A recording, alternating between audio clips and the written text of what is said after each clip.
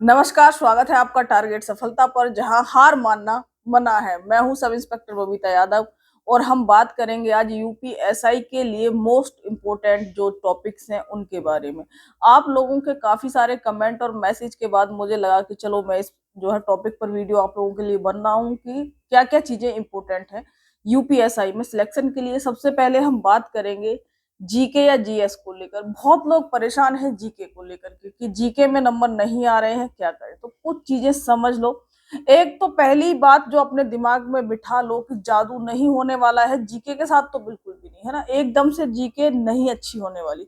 कोई भी सब्जेक्ट हो एकदम से तो अच्छा नहीं होता, पर कुछ चीजें समझ लो, उससे क्या होगा कि आप लोगों के लिए आसानी हो जाएगी तैयारी करने में और आपको मदद भी मिल पाएगी, है ना। कोई चीज हमें मुश्किल लग रही होती है तो उसकी मुश्किल के लिए हमें कुछ रास्ता ढूंढना पड़ता है कि किस रास्ते से हम जो है इस चीज के साथ डील कर पाए। और उस रास्ते की शुरुआत मैंने हमेशा कहा है कि शुरुआत होती है यहाँ से, कि हम यहाँ से कैसे मजबूत बने, है ना। डरते रहेंगे तो फिर कोई रास्ता काम नहीं आता। तो पहले तो एक चीज ये समझ लो कि जीके या जीएस के लिए आप लोग जो भी पढ़ाई कर रहे हो, जिस भी बुक से पढ़ रहे हो, है ना, आप जीके एकदम से, अगर आपने मान लो ग्रेजुएशन तो करी हुई है, अगर आप यूपीएसआई के लिए तैयारी कर रहे हैं, ऐसा तो है नहीं कि आप सिर्फ अभी से जीके जीएस पढ़ रहे हैं। तो आपने जो है 10th भी करी है, 12th भी करी है, उस टाइम तक कुछ ना कुछ चीजें पढ़ी हैं, कुछ ना कुछ चीजें हमने सुनी हुई होती हैं, कुछ ना कुछ हम अखबारों में पढ़ रहे हैं, कुछ कुछ रील्स के जरिए देख रहे हैं।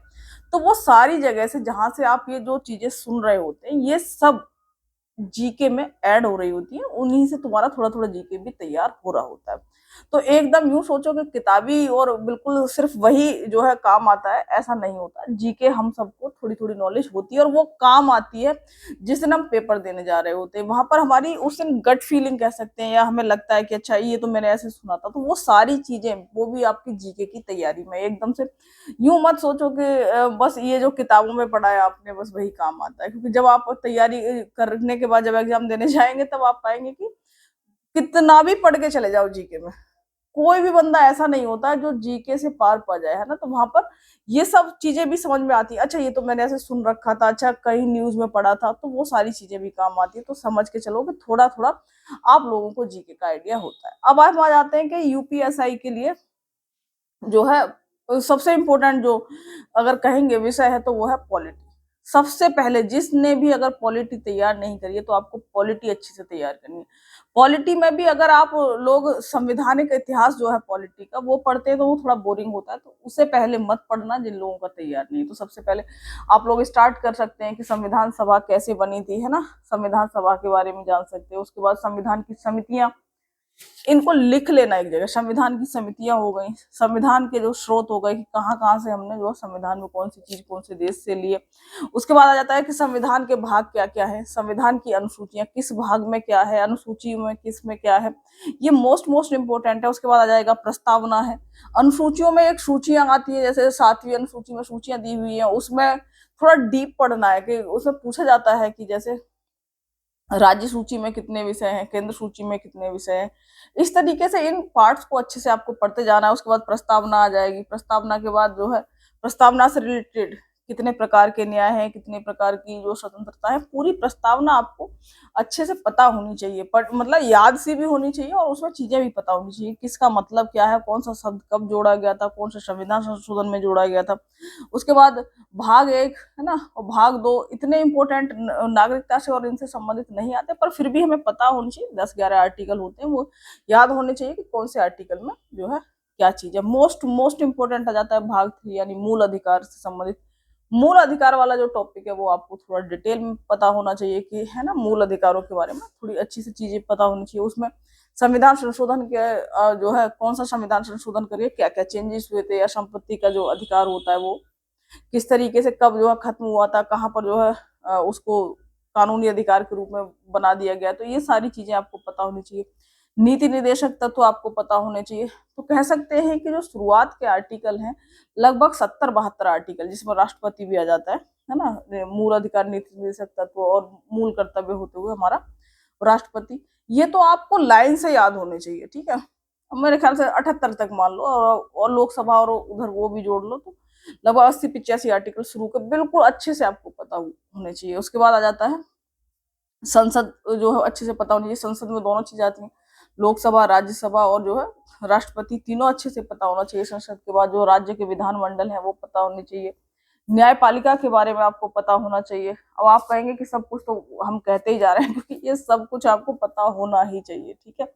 इसको जब आप जैसे मैंने बताया है तो ऐसे सुनोगे और थोड़ा सा इसको इजी वे में पढ़ोगे तो आपको चीजें समझ में आएंगी। उसके बाद जो है न्यायपालिका हो गई। प्रमुख संशोधन आपको पता होना चाहिए कि संविधान में कौन कौन से जो इम्पोर्टेंट संशोधन है कब कब हुए थे। आपातकाल से संबंधित प्रश्न जो है वो भी देखे थे मैंने, वो भी आए हुए। तो ये कुछ टॉपिक्स हैं जो मैंने अभी बताया, इनको लिख लो अगर जिसकी तैयार नहीं है। इम्पोर्टेंट तो लगभग सारी ही चीजें है ना, क्योंकि जो जो सिलेबस में, पर ये वो चीजें हैं जो आपको अगर आपने नहीं करा है तो एटलीस्ट इनको बहुत अच्छे से पढ़ लीजिए।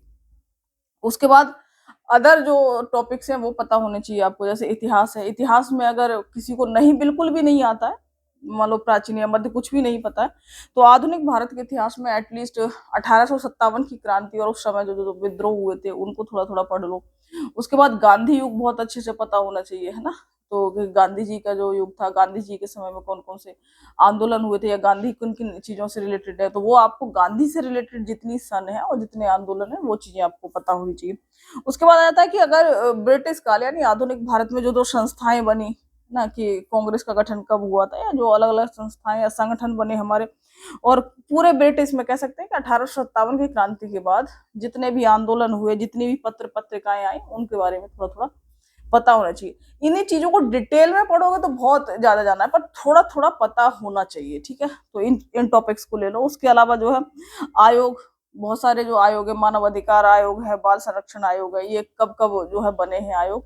इन्हीं आयोगों को लेकर के, और संगठन जो हम है उन सबको, अंतरराष्ट्रीय संगठन कौन कौन से, इनको लेकर के स्टैटिक जीके का कुछ पोर्शन होता है।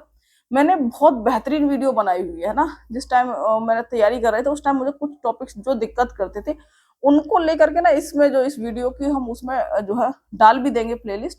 नहीं तो मेरे चैनल पे जाके जीके वाले उसमें चले जाना, जहाँ मंदिरों से लेके बौद्ध गुफाएं, जो भी आपको टॉपिक उसमें देख लेना, जो आपको लग रहा है कि आपके काम का है उसको वहां से जरूर देख लेना। 10 से 15 मिनट की वीडियो से आपको बहुत चीजें क्लियर कर देंगी, क्योंकि उन्हें 15 मिनट की वीडियो बनाने में मुझे कम से कम 5 घंटे लगते थे, ठीक है। उसको सिलेक्ट करना और उनको ट्रिक्स के माध्यम से, तो बहुत अच्छी चीज है, उनको देख लेना, वहां से आपको काफी जो है मदद मिल जाएगी। प्रमुख दिवस है ना, अनुसंधान, यूपी में कौन कौन से जो है अनुसंधान केंद्र हैं उनको जो है याद कर लेना।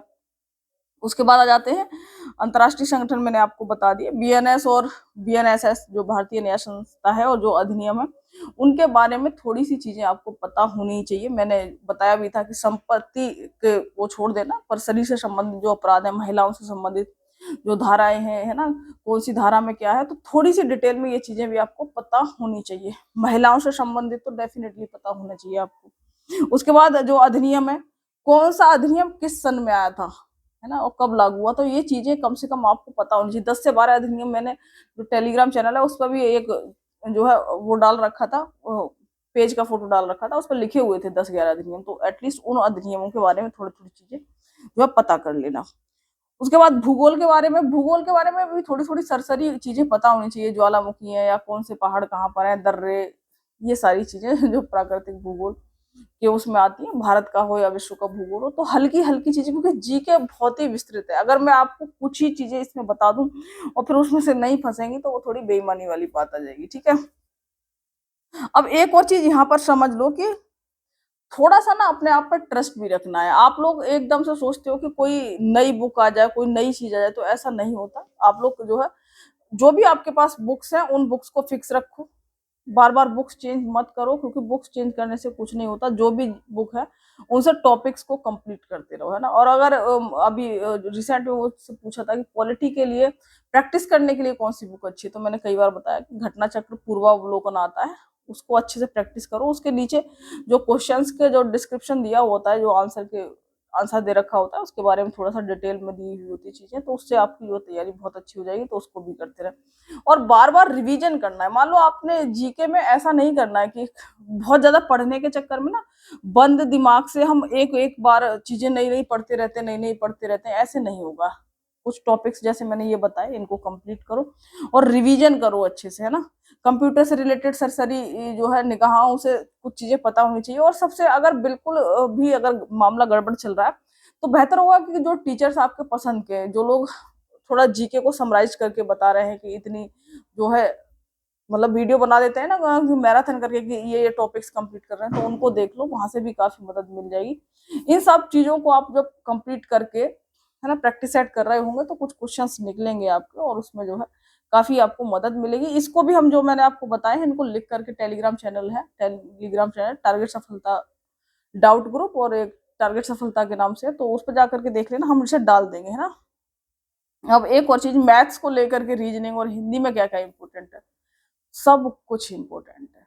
कि जिसका मैथ्स कमजोर है 10 से 12 चैप्टर चुन लो तुम लोग, पर अगर मैं कुछ एक चैप्टर बता दूं नहीं हो पाएगा, है ना। जीके जीएस का तो बहुत बड़ा सिलेबस है, तो मैंने आपको थोड़ी सी चीजें बताई, उससे थोड़ी मदद मिल जाएगी, आप एक बार घुसना सीख जाएंगे।